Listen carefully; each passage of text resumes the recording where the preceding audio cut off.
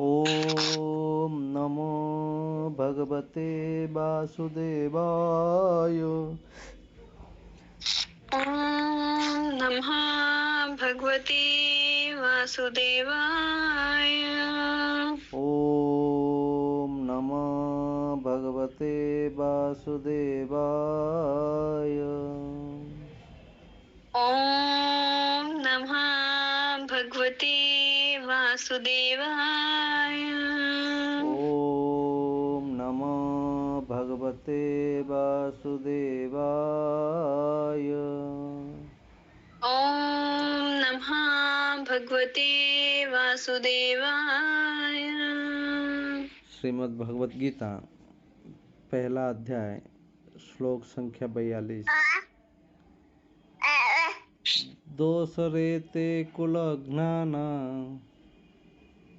दोष रेते कुल ज्ञाना वर्ण संकर कारके वर्ण शंकर कारके उच्चाद्यन्ते जाति धर्मा उत्साजन्ते जाति धर्मा कुल धर्मश्च शाश्वता। कुल धर्मा च शाश्वता। दोष रेते कुल ज्ञाना दोष रेते कुल ज्ञाना वर्ण संकर कारके वर्ण शंकर कारके उच्चाद्यन्ते जाति धर्मा उत्साजन्ते जाति धर्मा कुल धर्मश्च शाश्वता। कुल धर्मा च शाश्वता। दोष रेते कुल धर्मा दोष रेते कुल ज्ञाना दोष रेते कुल ज्ञाना वर्ण संकर कारके वर्ण शंकर कारके उच्चाद्यन्ते जाति धर्मा उत्सजन्ते जाति धर्मा कुल धर्माश्च शाश्वता। कुल धर्मा च शाश्वता। एक बार पढ़िए। दोष रेते कुल ज्ञाना वर्ण शंकर कारके उत्साजन्ते जाति धर्मा कुल धर्मा च शाश्वता। बहुत सुंदर, धन्यवाद। हम उसका अर्थ पढ़ेंगे। दोषे दोषी ऐसे दोषों से ऐसे दोषों से एते एते इन सब कुल ज्ञानम परिवार नष्ट करने वालों का परिवार नष्ट करने वालों का वर्ण शंकर अवांछित संतानों के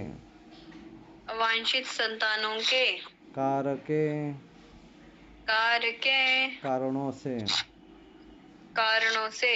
उच्छाद्यन्ते नष्ट हो जाते हैं जाति धर्म सामुदायिक योजनाएं कुल धर्म पारिवारिक परंपराएं च भी शाश्वता सनातन। इसका अनुवाद। जो लोग कुल परंपरा को विनष्ट करते हैं और इस तरह अवांछित संतानों को जन्म देते हैं, उन दुष्कर्मों से समस्त प्रकार की सामुदायिक योजनाएं तथा पारिवारिक कल्याण कार्य विनष्ट हो जाते हैं। इसका तात्पर्य को पढ़ सकते हैं। जी प्रभु। सनातन धर्म या वर्णाश्रम धर्म द्वारा निर्धारित मानव समाज के चारों वर्णों के लिए सामुदायिक योजनाएं तथा पारिवारिक कल्याण कार्य इसलिए नियोजित हैं कि मनुष्य चरम मोक्ष प्राप्त कर सके। अतः समाज के अनुत्तरदायी नायकों द्वारा सनातन धर्म परंपरा के विखंडन से उस समाज में अव्यवस्था फैलती है। फलस्वरूप लोग जीवन के उद्देश्य विष्णु को भूल जाते हैं। ऐसे नायक अंधे कहलाते हैं और जो इनका अनुगमन करते हैं वो निश्चय ही कुव्यवस्था की ओर अग्रसर होते हैं। बहुत सुंदर, धन्यवाद। हम पिछले श्लोक में सुने थे, अर्जुन कह रहा है कि हम ऐसे वयोवृद्ध को मार देंगे, उनको वध कर देंगे, तो हमारा कुल, धर्म और सनातन संस्कार, सनातन धर्म का, संस्कार का सब हमारा नष्ट हो जाता है, नष्ट हो जाएगा। और हमारा घर के कुल के स्त्रियां हैं कलुषित हो जाएंगे। हमारा आने वाला पीढ़ी, आने वाला जो नई जनरेशन, उनके अवांछित संतान के रूप में उत्पन्न होंगे, जिसको वर्ण संकर कहते हैं। इस प्रकार अवांछित संतान या वर्ण संकर संतान उत्पन्न होने से हमारा जो पूर्वजों का पिंड दान करते हैं, जो उनका उद्धार के लिए जो हम प्रक्रिया करते हैं, वो सारे सभी कार्य बंद हो जाएगा। पिंडदान का प्रक्रिया बंद हो जाएगा, पिंड ग्रहण नहीं करेंगे, क्योंकि अवांछित संतान के द्वारा पिंडदान नहीं होता है। उसी समय से हमारा ये जो सारे कार्य ठप हो जाएगा, संसार का हमारा कुल परंपरा बंद हो जाएगा, नष्ट हो जाएगा, हमारा जनरेशन यहीं से खत्म हो जाएगा। इसीलिए ऐसे कार्य हम नहीं करेंगे। और इस प्रकार कार्य होने से हम जो हमारे ऊपर कई दोष होता है, पितृदोष, मातृदोष, गुरुजन का दोष होता है, और पूर्वजों का, ये सभी हमारे ऊपर बहुत अहित की कृपा से इनका हमारे साथ जो संबंध है, उनका जो ऋणी होते हम, उनका ऋणी है हम। कुछ न कुछ पितृ ऋण है, मातृ ऋण है, गुरुजन का ऋणी है, सगे संबंधियों का भी ऋणी है हमारा। और इस प्रकार हमारा पितृजन का भी, पितृ ऋण भी हमारा ऊपर है। उसके साथ साथ मुनि ऋण है, देवताओं का ऋण है। ये सारे ऋण से हमको मुक्त होने के लिए हमको भगवान के शरण में जाना चाहिए। भगवान एक मुकुंद ही ऐसे हैं जो मुक्ति को प्रदान करते हैं। मुकुंद दाता हरि मुकुंद, वही हमको मुक्ति प्रदान कर सकते हैं। जो जीव को ये सारे ऋण से मुक्ति पाना है, तो केवल सिर्फ भगवान मुकुंद के शरण में जाना चाहिए। इस प्रकार पिछले श्लोक में हम सुने थे। मुक्तिदाता मुकुंद ही केवल एक ही है, जो कि हमको उनके शरण मात्र से, उनके शरण में जाने मात्र से, उनका नाम लेने मात्र से हमको मुक्ति प्रदान कर देते हैं। ऐसे हम पिछले श्लोक में हम चर्चा किए थे, सुने थे। आज के श्लोक में हम सुनेंगे, पढ़ेंगे।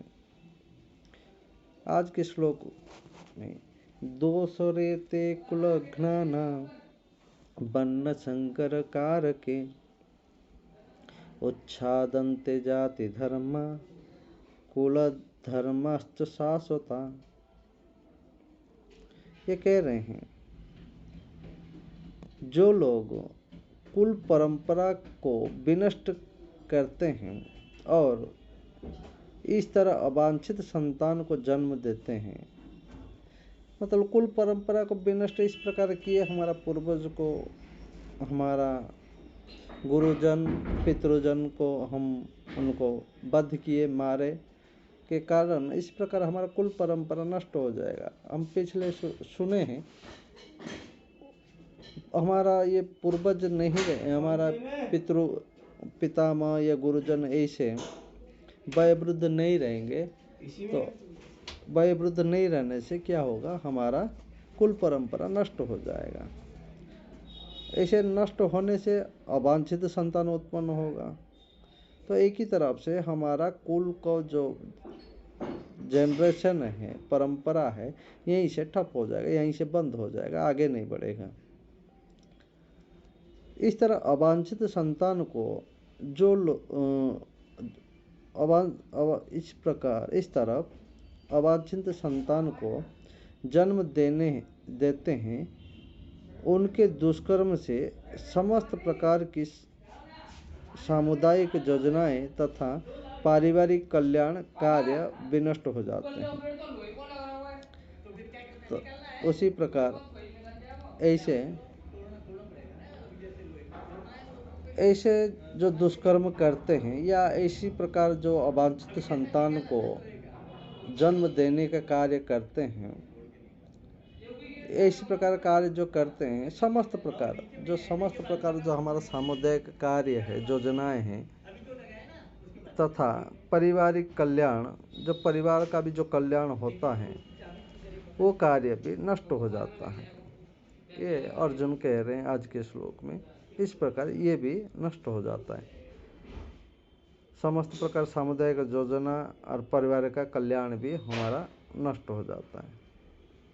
इसका तात्पर्य में हम सुनेंगे, पढ़ेंगे। तात्पर्य में सनातन धर्म या वर्णाश्रम धर्म द्वारा निर्धारित मानव समाज के चारों वर्ण के लिए सामुदायिक योजना तथा पारिवारिक कल्याण कार्य इसीलिए नियोजित है।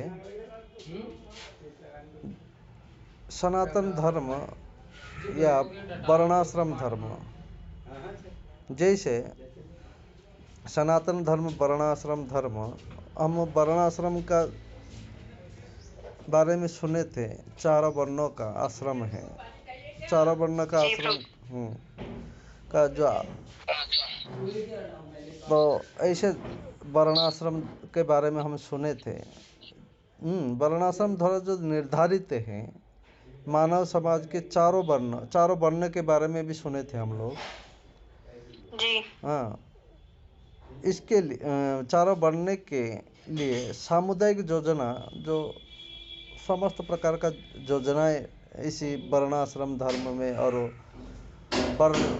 चारों वर्ण में है, ये सारे योजना पारिवारिक कल्याण के लिए होता है, परिवार का मंगल के लिए होता है, परिवार का कल्याण के लिए होता है। ये सारे इसीलिए नियोजित होता है कि मनुष्य के चरम मोक्ष प्राप्त हो सके। मनुष्य का जो मोक्ष इसी वर्णाश्रम और चारों वर्ण के माध्यम से हमको मोक्ष मतलब मुक्ति प्रदान होता है, वो भी सारे हमारा नष्ट हो जाता है, बंद हो जाता है। कहने का अर्थ यही है। ऐसे मुक्ति का मार्ग को भी हम इस प्रकार का कार्य करने से, किस प्रकार का कार्य करने से, सिर्फ हमारा अवांछित संतान को उत्पन्न करने मात्र से, अवांछित संतान को उत्पन्न करने मात्र से ये सारे ये जो हमारा कार्य ये बंद हो जाता है। हम पिछले सुने थे चारों वर्ण क्या क्या है, बता सकते हैं आप? याद है? हाँ जी प्रभु जी। बताइए। जो ब्राह्मण होता है पहले 0 से 25 साल तक, या वो शूद्र वाला? नहीं, चारों वर्ण का बताइए। हाँ, 0 से 25 साल मतलब जब हमारी जन्म से 25 साल तक हमारा ब्राह्मण ब्रह्मचारी नहीं, ब्राह्मण चारों वर्ण जो है, क्षत्रिय शूद्र ब्राह्मण क्षत्रिय वैश्य और शूद्र, ये चारों वर्ण है। अच्छा ठीक है, मैं वही पूछ रही ना कि कौन सा कह रहे हो आप, वो बोला ना? हाँ, क्षत्रिय, ब्राह्मण, क्षत्रिय, शूद्र और वैश्य और शूद्र। हाँ, ये चारों वर्ण। हाँ जी। और जो चारों आश्रम है चारों आश्रम जो तो है, जो ये तो वर्ण आश्रम हो गए प्रभु जी, जो से वो वाले बताए थे अपने जन्म। अरे wait, let me talk, don't interfere.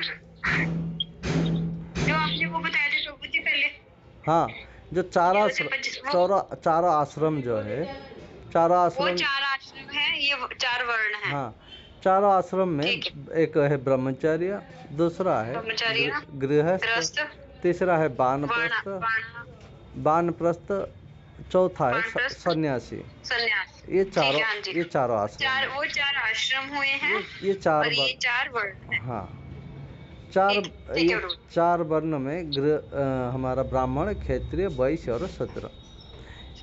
ये जो चारों वर्ण और चारों आश्रम हमारे लिए बनाया गया है सनातन संस्कृति के हिसाब से, वो कह रहे हैं ये जो है मुक्ति का मार्ग हमको प्रदान करते हैं। ये जो चारों वर्ण, चारों आश्रम भी हमारा ऐसे नष्ट हो जाता है, हमारा कुल में कोई सनातन परंपरा को नष्ट करने के लिए हमारा कुल में कोई अवांछित संतान उत्पन्न हो जाता है। अवांछित संतान उत्पन्न होने से ये हमारा चारों वर्ण, चारों आश्रम हमारा नष्ट हो जाता है। उनका कहने का अर्थ यही है। इसीलिए ऐसे कार्य हम नहीं करेंगे। ये सामुदायिक योजनाएं जो पारिवारिक कल्याण के लिए ये होता है, तो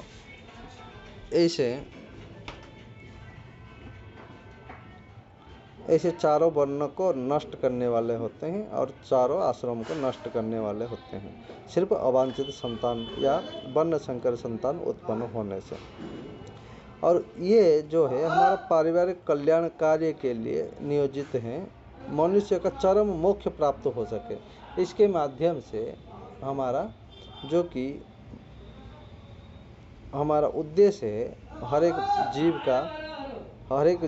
जीव का मोक्ष, हाँ, हर एक जीव का कर्तव्य मोक्ष प्राप्त हो, हाँ, वो मोक्ष के हम मोक्ष प्राप्त नहीं कर पाएंगे या हमारा मोक्ष नहीं होगा। अतः हम समाज के अनुत्तरदायी नायक द्वारा सनातन धर्म परंपरा को विखंडन से या अनुत्तरदायी बोलो, इनका कोई दायित्व नहीं है, ऐसे लोग जो कार्य करते हैं, ऐसे नायकों द्वारा सनातन धर्म परंपरा का विखंडन मतलब नष्ट हो जाता है। उसी समाज में अव्यवस्था फैलती है, जिसके वजह से समाज में अव्यवस्था, कोई व्यवस्थित नहीं होता है। अव्यवस्था, कोई किसी का बात सुनेंगे नहीं, कोई मानेंगे नहीं, कोई परंपरा, कोई संस्कृति, कोई संस्कार रहेगा नहीं, जिसके वजह से समाज में अव्यवस्था फैल जाएगा। यह अव्यवस्था फैलने से अराजकता शुरू होगा। अराजकता शुरू होने से महामारी जैसे दुर्भिक्ष, अनाहार, अकाल, इस प्रकार का सब उत्पन्न होगा। इस प्रकार संसार में हम इस चीज़ को पहले पढ़ चुके हैं, सुन चुके हैं। ऐसे अव्यवस्था फैलने से इस प्रकार का सब हमारे समाज में अनाहार, अकाल, ये सब दिखाई देगा। फलस्वरूप लोगों जीवन के उद्देश्य विष्णु को भूल जाते हैं। ऐसे होने से क्या है, समाज में अव्यवस्था फैलने से सारे जीव क्या करेंगे, भगवान कृष्ण को या विष्णु को भूल जाते हैं। भगवान कृष्ण या विष्णु को भूलने से क्या होता है, जीव अपना जो पथ है, अपना मार्ग से भटक जाएगा। क्योंकि सनातन संस्कृति ही ऐसे हैं, हमको सही मार्ग प्रदान कर सकता है, सही मार्ग हमको दिखा सकता है। तो भगवान को भूलने से हम गलत मार्ग में चलेंगे, गलत पथ पे हम चले जाएंगे। ऐसे नायक अंधे कहलाते हैं। इस प्रकार का लोगों को या इस प्रकार का जो कुमार्ग को प्रदर्शन करते हैं, दिखाते हैं, इसको नायक कहते हैं। अच्छे मार्ग को दिखाने वाले हो या कुमार्ग को दिखाने वाले, ऐसे नायक को अंधे कहते हैं। वो अंधे हैं, और एक अंधा दूसरे अंधा को कैसे रास्ता दिखा सकता है। तो इसी प्रकार लोगों को अंधे कहते हैं। और जो लोग इनका अनुगमन करते हैं, जो लोग इस प्रकार का अंधे व्यक्ति का अनुगमन करते हैं, या उनके पीछे पीछे चलते हैं, हाँ, वो क्या होते हैं, खुद तो जाके गड्ढे में गिरेंगे ही गिरेंगे, और उनको अनुगमन करने वाला, उनके पीछे पीछे चलने वाले भी गड्ढे में गिरते हैं। तो जैसे कहावत है, एक अंधा दूसरे अंधे का रास्ता नहीं दिखा सकता है, उसी प्रकार ऐसे कुमार्ग को आगे बढ़ाने वाले, कुमार्ग को पथ प्रदर्शन करने वाले, और उनको जो अनुगमन करते हैं, उनको जो अनुसरण करते हैं, उनके पीछे पीछे जो चलते हैं, खुद तो गलत पथ में चलते ही और दूसरे को भी गलत पथ में, गलत मार्ग में चलाते हैं। इसके वजह से खुद जाके गड्ढे में गिरेंगे और या नरकगामी होंगे या कष्ट भोगेंगे, दूसरे जो उनके अनुगमन करने वाले भी उसी प्रकार दुख, कष्ट और गड्ढे में गिरेंगे, नरकगामी होंगे। इसका कहने का अर्थ यही है। जो लोग इनका अनुगमन करते हैं वो निश्चय ही कुव्यवस्था की ओर से अग्रसर होते हैं। जैसे अभी हम सुने हैं, इस प्रकार जो ऐसे गलत पथ पे चलते हैं, गलत पथ में चलने के कारण पूरा परंपरा को, पूरा सिस्टम को ही उन्होंने उसी गलत पथ में ले चलते हैं। ये इसका कुव्यवस्था मतलब अव्यवस्था, उसका जो व्यवस्था बिगड़ जाता है, वो सारे पूरा परंपरा को नष्ट कर लेता है। कहने का अर्थ ये कुव्यवस्था की ओर अग्रसर होते हैं, इसके प्रकार वो गलत पथ में चले जाते हैं।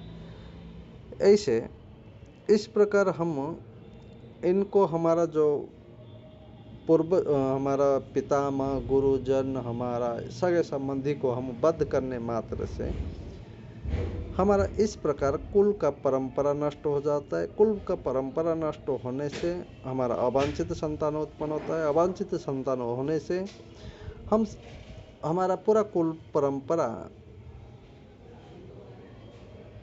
हमारा पथ भ्रष्ट हो जाते हैं, पथ से विच्युत हो जाते हैं, गलत पथ के ऊपर चले जाते हैं।